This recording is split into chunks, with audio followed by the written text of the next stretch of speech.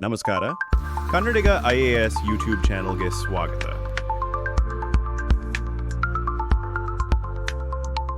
ನಮಸ್ಕಾರ ಸ್ನೇಹಿತರೆ. ಯಾವುದೇ ಸ್ಪರ್ಧಾತ್ಮಕ ಪರೀಕ್ಷೆ ತೆಗೆದುಕೊಂಡರೂ ಭಾರತದ ಸಂವಿಧಾನದ ಭಾಗಗಳು ಅಂದರೆ ಪಾರ್ಟ್ಸ್ ಆಫ್ ದ ಕಾನ್ಸ್ಟಿಟ್ಯೂಷನ್ ಮೇಲೆ ಹೊಂದಿಸಿ ಬರೆಯಿರಿ ಅಥವಾ ನೇರ ಪ್ರಶ್ನೆಗಳು ಬಂದೇ ಬರುತ್ತವೆ. ಸಂವಿಧಾನದಲ್ಲಿ ಒಟ್ಟು 22 ಭಾಗಗಳಿವೆ. ಅವು ಯಾವುವು ಮತ್ತು ಅವು ಏನನ್ನು ತಿಳಿಸುತ್ತವೆ ಎಂಬುದನ್ನು ಇಂದಿನ ವಿಡಿಯೋದಲ್ಲಿ ಸರಳವಾಗಿ ಮತ್ತು ಸಂಕ್ಷಿಪ್ತವಾಗಿ ನೋಡೋಣ. ಮೊದಲಿಗೆ ನಾವು ದೇಶ ಮತ್ತು ಪ್ರಜೆಗಳ ಮೂಲಭೂತ ವಿಷಯಗಳನ್ನು ನೋಡೋಣ.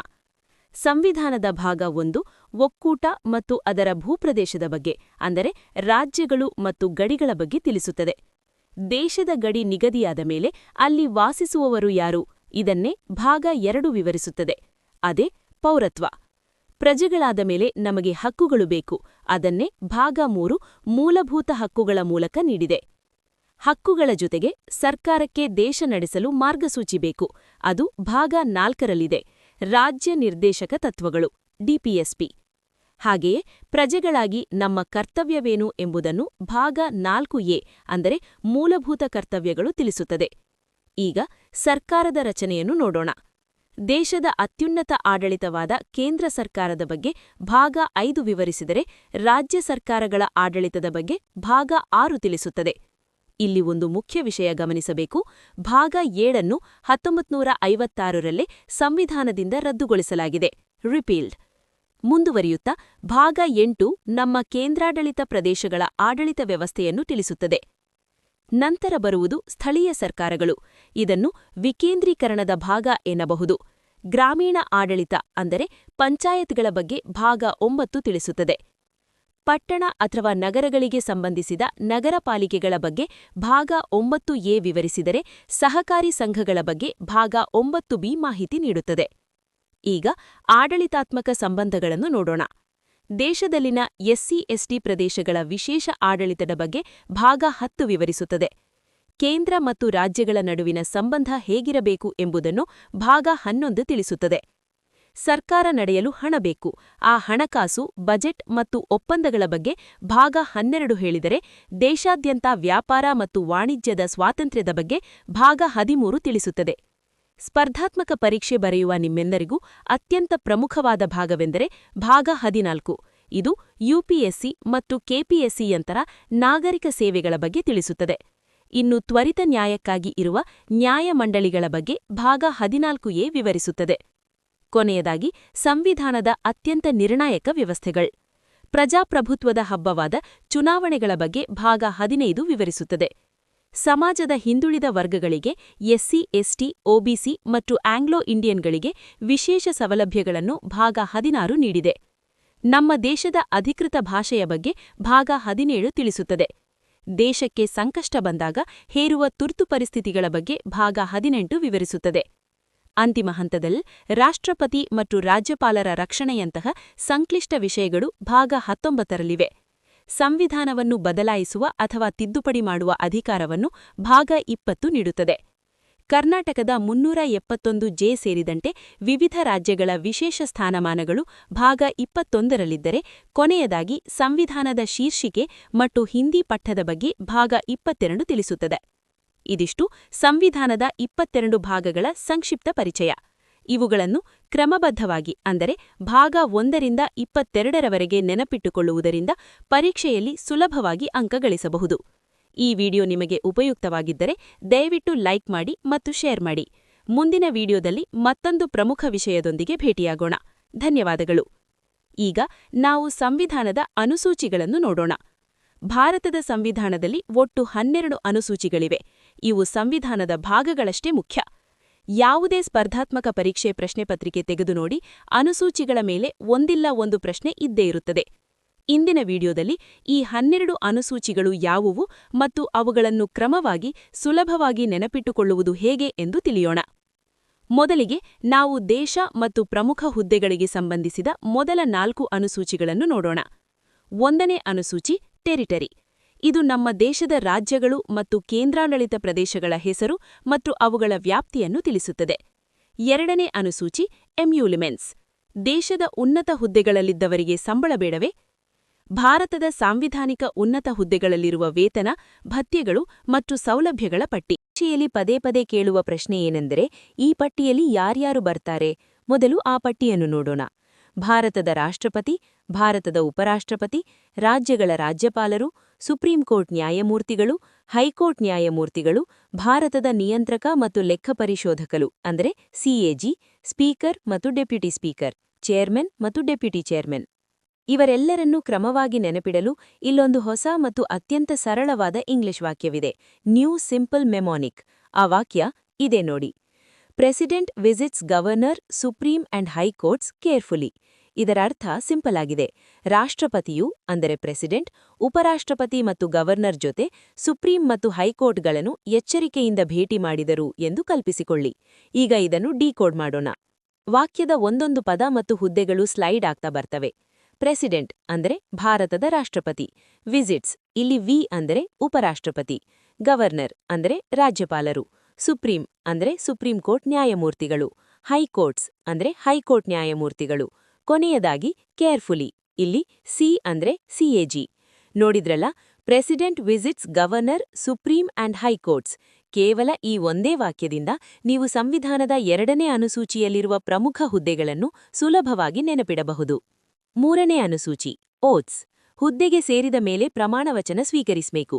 ಸಚಿವರು, ಎಂಪಿ, ಎಂಎಲ್ಎಗಳು ತೆಗೆದುಕೊಳ್ಳುವ ಪ್ರಮಾಣವಚನದ ನಮೂನೆಗಳು ಇಲ್ಲಿವೆ. ಆದರೆ ನೆನಪಿರಲಿ, ರಾಷ್ಟ್ರಪತಿಯ ಪ್ರಮಾಣವಚನ ಇದರಲ್ಲಿಲ್ಲ, ಅದು ವಿಧಿ 60ರಲ್ಲಿದೆ. 3ನೇ ಅನುಸೂಚಿಯಲ್ಲಿರುವ ಪಟ್ಟಿ. ಇದನ್ನು ಸುಲಭವಾಗಿ ನೆನಪಿಡಲು ನಾವು ಕೇಂದ್ರ ಮತ್ತು ರಾಜ್ಯ ಎಂದು 2 ಭಾಗಗಳಾಗಿ ವಿಂಗಡಿಸೋಣ. ಎ.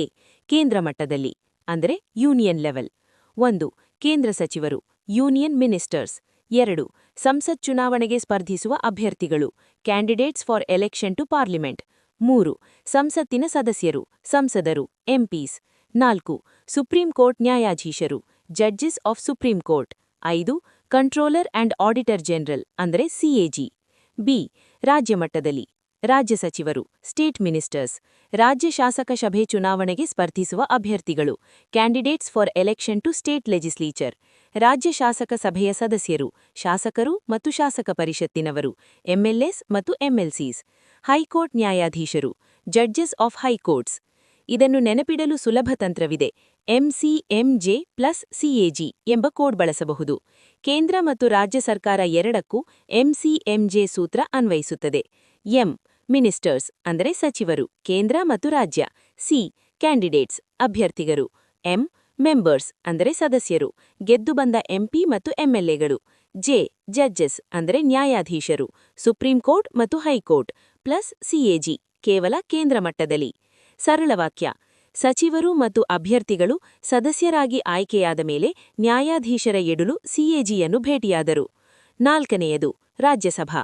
ಯಾವ ರಾಜ್ಯ ಮತ್ತು ಕೇಂದ್ರಾಡಳಿತ ಪ್ರದೇಶಕ್ಕೆ ರಾಜ್ಯಸಭೆಗೆ ಎಷ್ಟು ಸೀಟುಗಳಿವೆ ಎಂಬುದನ್ನು ಇದು ಹಂಚಿಕೆ ಮಾಡುತ್ತದೆ. ಈಗ ಆಡಳಿತಕ್ಕೆ ಸಂಬಂಧಿಸಿದ 2 ಪ್ರಮುಖ ಅನುಸೂಚಿಗಳು. 5ನೇ ಅನುಸೂಚಿ ಶೆಡ್ಯೂಲ್ಡ್ ಏರಿಯಾಸ್. ಇದು ದೇಶದಲ್ಲಿರುವ ಪರಿಶಿಷ್ಟ ಜಾತಿ ಮತ್ತು ಪಂಗಡಗಳ ಪ್ರದೇಶಗಳ ಆಡಳಿತ ಮತ್ತು ನಿಯಂತ್ರಣದ ಬಗ್ಗೆ ತಿಳಿಸುತ್ತದೆ. ಇದು 6ನೇ ಅನುಸೂಚಿಯಲ್ಲಿರುವ ರಾಜ್ಯಗಳನ್ನು ಹೊರತುಪಡಿಸಿ. ಭಾರತದ ಸಂವಿಧಾನದ 5ನೇ ಅನುಸೂಚಿಯು ಪರಿಶಿಷ್ಟ ಪ್ರದೇಶಗಳ ಆಡಳಿತಕ್ಕೆ ಸಂಬಂಧಿಸಿದೆ. ಇದರಲ್ಲಿ ಒಟ್ಟು 10 ರಾಜ್ಯಗಳು ಬರುತ್ತವೆ. ಪರೀಕ್ಷೆಯ ಟೆನ್ಷನ್ನಲ್ಲಿ ಈ 10 ಹೆಸರುಗಳನ್ನು ನೆನಪಿಟ್ಟುಕೊಳ್ಳಲು ತುಂಬಾ ಕಷ್ಟವಾಗಬಹುದು. ಆದರೆ ಚಿಂತೆ ಮಾಡಬೇಡಿ. ಇವತ್ತು ನಾನು ನಿಮ್ಗೊಂದು ಸಿಂಪಲ್ ಆದ ಇಂಗ್ಲಿಷ್ ವಾಕ್ಯವನ್ನು ಹೇಳಿಕೊಡ್ತೇನೆ. Story method. ಈ ಒಂದೇ ವಾಕ್ಯ ನೆನಪಿದ್ದರೆ ಸಾಕು, ಆ 10 ರಾಜ್ಯಗಳ ಹೆಸರನ್ನು ನೀವು ಜೀವನ ಪೂರ್ತಿ ಮರೆಯುವುದಿಲ್ಲ. ಆ ಮ್ಯಾಜಿಕ್ ವಾಕ್ಯ ಇದೇ ನೋಡಿ. Old men cook jalebi and tasty meals giving royal hospitality. ಇದರ ಅರ್ಥ ತುಂಬ ಸರಳವಾಗಿದೆ. ವಯಸ್ಸಾದವರು ಜಲೇಬಿ ಮತ್ತು ರುಚಿಕರವಾದ ಊಟವನ್ನು ತಯಾರಿಸಿ ರಾಜಮರ್ಯಾದೆಯ ಆತಿಥ್ಯವನ್ನು ನೀಡುತ್ತಿದ್ದಾರೆ. ಈಗ ಈ ವಾಕ್ಯದ ಒಂದೊಂದು ಪದ ಮತ್ತು ರಾಜ್ಯಗಳನ್ನು ನೋಡೋಣ. ಪ್ರತಿಯೊಂದು ಪದವೂ ಒಂದೊಂದು ರಾಜ್ಯವನ್ನು ಸೂಚಿಸುತ್ತದೆ. ಓಲ್ಡ್ ಅಂದ್ರೆ ಒಡಿಶಾ, ಮೆನ್ ಅಂದ್ರೆ ಮಧ್ಯಪ್ರದೇಶ್, ಕುಕ್ ಅಂದ್ರೆ ಸಿಯಿಂದ ಬರುವ ಛತ್ತೀಸ್ಗಢ್, ಜಲೇಬಿ ಅಂದ್ರೆ ಜೆಯಿಂದ ಬರುವ ಝಾರ್ಖಂಡ್, ಆಂಡ್ ಅಂದ್ರೆ ಆಂಧ್ರಪ್ರದೇಶ್, ಟೇಸ್ಟಿ ಅಂದ್ರೆ ಟಿಯಿಂದ ಬರುವ ತೆಲಂಗಾಣ, ಮೀಲ್ಸ್ ಅಂದ್ರೆ ಎಂಯಿಂದ ಬರುವ ಮಹಾರಾಷ್ಟ್ರ, ಗಿವಿಂಗ್ ಅಂದ್ರೆ ಜಿಯಿಂದ ಬರುವ ಗುಜರಾತ್, ರಾಯಲ್ ಅಂದ್ರೆ ಆರಿಂದ ಬರುವ ರಾಜಸ್ಥಾನ್, ಹಾಸ್ಪಿಟಾಲಿಟಿ ಅಂದ್ರೆ ಎಚ್ಚಿಂದ ಬರುವ ಹಿಮಾಚಲ್ ಪ್ರದೇಶ್. ನೋಡಿದ್ರಲ್ಲ, old men cook jalebi and tasty meals giving royal hospitality. ಈ ಒಂದೇ ವಾಕ್ಯದಿಂದ ನೀವು ಒಡಿಶಾ, ಮಧ್ಯಪ್ರದೇಶ್, ಛತ್ತೀಸ್ಗಢ್, ಝಾರ್ಖಂಡ್, ಆಂಧ್ರಪ್ರದೇಶ್, ತೆಲಂಗಾಣ, ಮಹಾರಾಷ್ಟ್ರ, ಗುಜರಾತ್, ರಾಜಸ್ಥಾನ್ ಮತ್ತು ಹಿಮಾಚಲ್ ಪ್ರದೇಶ್ ಈ 10 ರಾಜ್ಯಗಳನ್ನು ಸುಲಭವಾಗಿ ಗುರುತಿಸಬಹುದು. ಒಂದು ಮುಖ್ಯವಾದ ಎಚ್ಚರಿಕೆ: ದಯವಿಟ್ಟು ಗೊಂದಲ ಮಾಡಿಕೊಳ್ಬೇಡಿ. ಈಶಾನ್ಯ ಭಾರತದ ರಾಜ್ಯಗಳಾದ ಅಸ್ಸಾಂ, ಮೇಘಾಲಯ, ತ್ರಿಪುರ ಮತ್ತು ಮಿಜೋರಾಂ AMTM ಇವು 6ನೇ ಅನುಸೂಚಿಯಲ್ಲಿ ಬರುತ್ತವೆ, 5ನೇ ಅನುಸೂಚಿಯಲ್ಲ. ಈ ಟ್ರಿಕ್ ನಿಮ್ಗೆ ಇಷ್ಟವಾಯ್ತಾ? ಹಾಗಿದ್ದರೆ ಈ ಕೂಡಲೇ ಲೈಕ್ ಬಟನ್ ಒತ್ತಿ ಮತ್ತು ನಿಮ್ಮ ಫ್ರೆಂಡ್ಸ್ ಜೊತೆ ಶೇರ್ ಮಾಡಿ. 6ನೇ ಅನುಸೂಚಿ ಅಂದ್ರೆ ಟ್ರೈಬಲ್ ಏರಿಯಾಸ್. ಇದು ವಿಶೇಷವಾಗಿ ಈಶಾನ್ಯ ಭಾರತದ 4 ರಾಜ್ಯಗಳ ಬುಡಕಟ್ಟು ಪ್ರದೇಶಗಳ ಆಡಳಿತಕ್ಕೆ ಸಂಬಂಧಿಸಿದೆ. ಆ 4 ರಾಜ್ಯಗಳು ಯಾವುವು? ನೆನಪಿಡಲು ಒಂದು ಕೋಡಿದೆ: AMTM ಅಸ್ಸಾಂ, ಮೇಘಾಲಯ, ತ್ರಿಪುರ, ಮಿಜೋರಾಂ. ಮುಂದುವರಿಯುತ್ತಾ ಅಧಿಕಾರ ಮತ್ತು ಭಾಷೆಯ ಬಗ್ಗೆ ನೋಡೋಣ.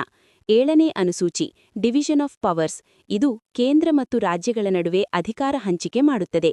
ಇದರಲ್ಲಿ 3 ಪಟ್ಟಿಗಳಿವೆ: ಕೇಂದ್ರ ಪಟ್ಟಿ, ರಾಜ್ಯ ಪಟ್ಟಿ ಮತ್ತು ಸಮವರ್ತಿ ಪಟ್ಟಿ. 8ನೇ ಅನುಸೂಚಿ ಲ್ಯಾಂಗ್ವೇಜಸ್. ನಮ್ಮ ಸಂವಿಧಾನ ಮಾನ್ಯತೆ ನೀಡಿರುವ 22 ಅಧಿಕೃತ ಭಾಷೆಗಳ ಪಟ್ಟಿಯಿಲ್ಲಿದೆ. ನಮ್ಮ ಹೆಮ್ಮೆಯ ಕನ್ನಡ ಭಾಷೆಯೂ ಇದರಲ್ಲಿದೆ. ಈಗ ಹೇರುವ 4 ಅನುಸೂಚಿಗಳು ಮೂಲ ಸಂವಿಧಾನದಲ್ಲಿ ಇರಲಿಲ್ಲ. ಇವುಗಳನ್ನು ಸಂವಿಧಾನ ತಿದ್ದುಪಡಿಯ ಮೂಲಕ ನಂತರ ಸೇರಿಸಲಾಗಿದೆ.